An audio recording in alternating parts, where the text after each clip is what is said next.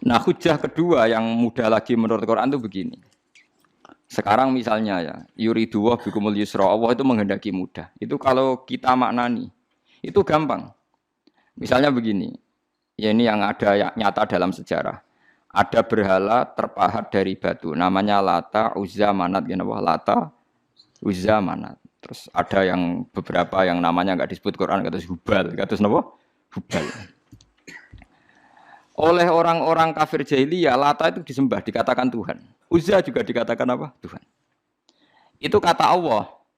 In hiya illa asmaun samaitumuha antum wa abaukum, itu hanya nama yang kamu ciptakan. Makanya Allah ngendikan kalau barang tidak benar istilah kaburos kalimatan takhruju min afwahim. Niki rungokno nggih kanca-kanca terutama sing hafal Quran. Misalnya aku darani Mustafa iku ganteng, Mustafa iku sugih. Itu namanya kalimat yang keluar dari mulut saya, tapi hakikatnya kan tidak ada. Nyatane ora ganteng, nyatane ora sugih. Tapi ini menjadi kalimat karena kadung keluar dari mulut. Kula baleni, tapi ini menjadi kalimat karena kadung keluar dari apa? Mulut. Misalnya saya bilang, wah Ruhin rambutnya lurus, alim, ganteng, pinter. Ini hanya keluarnya kalimat yang keluar dari mulut, tapi kan nggak ada kenyataannya. Nah, ketika orang kafir bilang berhala itu Tuhan, itu kalimat yang keluar dari mulut. Nah, kalau hakikatnya ya batu, bukan Tuhan. Hakikatnya itu batu. Berarti namane pangeran Lata Uzza itu batu apa pangeran? Batu. Nah, makanya kalau Allah mengkritik orang kafir, misalnya Allah dikatakan punya anak, Yesus itu Tuhan. Ngendikane Allah napa kaburas kalimatan takhruju min afwahim. Sungguh kalimat itu satu kalimat yang salah, tapi yang kadung keluar dari mulut mereka. Jadi nomor dua ada kalimat yang memang benar. Seperti saya mengatakan 1 ditambah 1 2, 2 tambah 2 4. Nah itu baru hak karena nyata. Dikatakan apa enggak dikatakan ya tetap 2 ditambah 2 4. Sama dengan la ilaha illallah. Jadi la ilaha illallah itu sudah wujud sebelum dunia ngakui la ilaha illallah itu sudah ada apa belum? Kalau bedai. Sebelum ada orang Islam di seluruh dunia, Allah satu itu sudah wujud belum? Sudah. Kenyataan ini sudah ada belum? Sudah. Lah berhubung sudah kadung ada, kita hanya menyaksikan asyhadu, saya bersaksi, a'lamu, saya tahu. Karena sudah ada, makanya disebut fa'lam annahu la ilaha illallah. Wong sudah ada, kita tinggal tahu, tinggal bersaksi. Nah, kalau yang tidak ada itu mbok dikatakan pun tetap tidak ada, itu hanya jadi kalimat yang keluar dari mulut, wong barangnya tidak ada. Itu disebut apa? Kaburas kalimatan takhruju min afwahim. Iyaquluna illa kadziba. Jadi kalimatnya itu ada, tapi fakta yang ditunjuk kalimat itu tidak ada. Faham ya lah. Mulanya ciri utama agama itu kul ja'al haqqu wa zahaqal batil. Barang hak itu pasti ada, yaitu Allah. Barang batil ya pasti tidak ada. Pangeran telu itu tidak ada. Watu jadi pangeran itu ora ono. Santet ngasari dadekno aku mati ku ora ono. Mulane kula nek santet wong ora tau ndonga tolak santet. Wong cara kula santet mboten enten. Nah, percaya jajal kok sing mati ra kowe, paham gitu. Dini gitu. Memang enggak ada.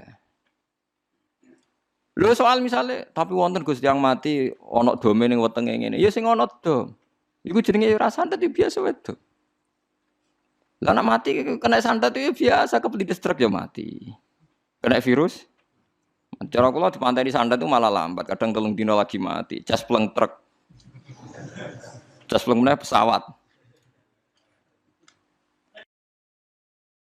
Jadi niku yang paling angel nih gue bab tauhid. Sebenarnya tauhid itu gampang, buatan jelimet. Makanya Allah melatih kita yuridu wa bikumul yusra. Andekan manusia seluruh dunia dipoling untuk melihat Lata dan Uzza, itu apa? Enggak usah ada orang Islam, enggak ada orang kafir, enggak usah intervensi. Pasti mereka jawab itu batu. Andekan Isa Yesus itu dipampang di dunia, orang polling, orang Islam kafir, enggak ada yang intervensi. Pasti akan bilang itu manusia. Paham ya? Tapi lewat rekayasa dicitrakan itu Tuhan.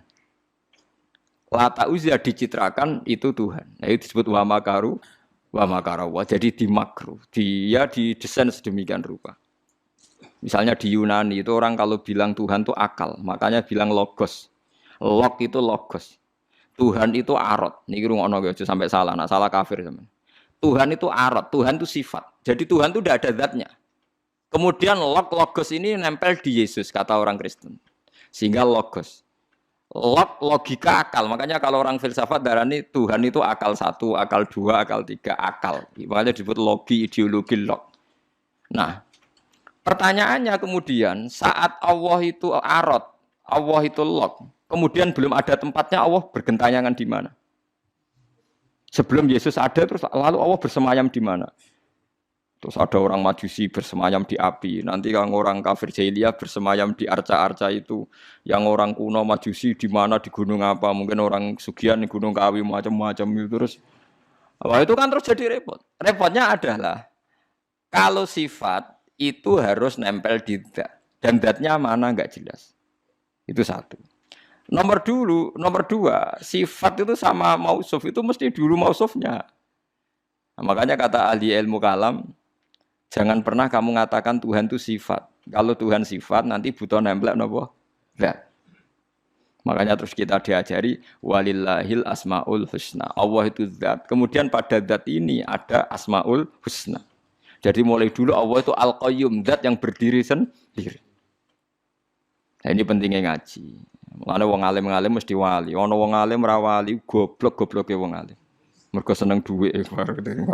Kudune wong alim iku wali. Mulane Imam Syafi'i ketika disebutno wali si A wali si B jare. Nah aku ra wali ning dunya ora ono wali jare.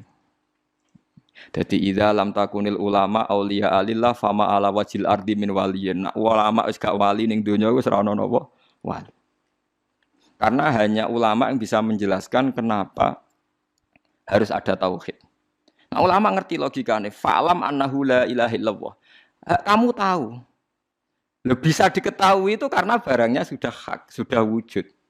Kalau barangnya belum wujud kan tidak bisa diketahui. Misalnya begini. Berhala Lata Uzza itu yang bisa diketahui satu. Bahwa itu batu. Karena batu itu wujud. Ya, batunya itu wujud. Tapi sifat ketuhanannya Lata Uzza tidak wujud. Makanya nggak bisa diketahui. Wong nggak wujud. Agar barang ra wujud kan nggak bisa nopo diketahui. Yang bisa diketahui hanya barang wujud. Makanya fa'lam annahu la ilaha illallah. Harus tahu.